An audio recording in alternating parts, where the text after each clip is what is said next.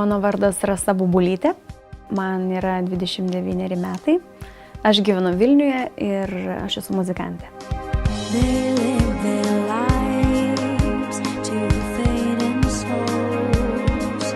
Stojau į universitetą ir ten prasidėjo, gal galim sakyti, mano tokia labiau profesionali muzikinė veikla. Žinoma, kad aš įgijau labai geros patirties, kai aš išvažiavau studijuoti į Liverpoolį, į Paulo Makartnio menų mokyklą.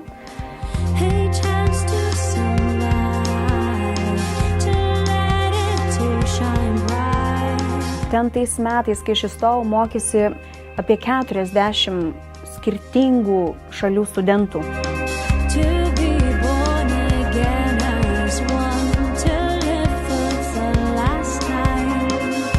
Tiesiog tu tokios patirties nelabai galėtum gauti mokantis Lietuvoje.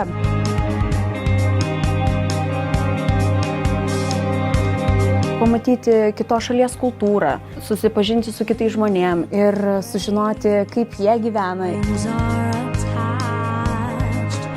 Ta patirtis man labai yra svarbi ir labai yra svarbu sutikti žmonės, nes su jais iki šiol dirbu.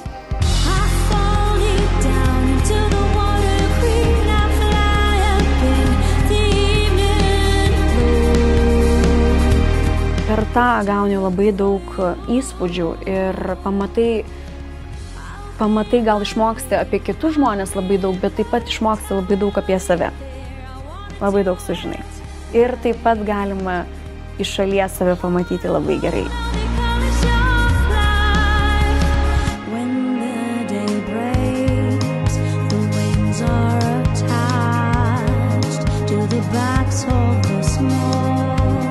Ir kažką sužinai, kad kodėl aš niekada nesugalvojau va taip daryti, o gal reikėjo va taip daryti.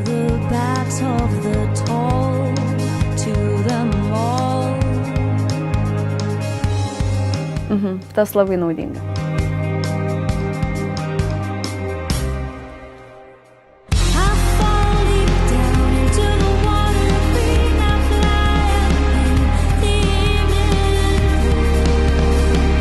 Tai mano patarimas būtų tikrai važiuokit, jei nemokytis, tai važiuokit dirbti į užsienį, važiuokit keliauti, nes tokių dalykų, ką pamatysit kitose šalyse, nesutiksit savojoje. Ir tą patirtį jūs kitaip įvertinsit ir kitaip į save pasižiūrėsit.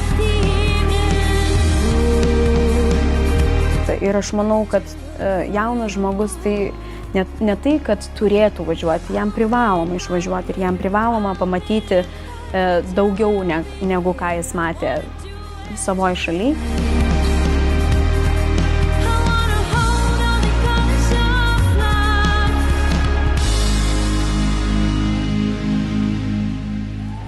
Ir tada reikia grįžti, o sugrįžus daryti savo šalį gražesnę.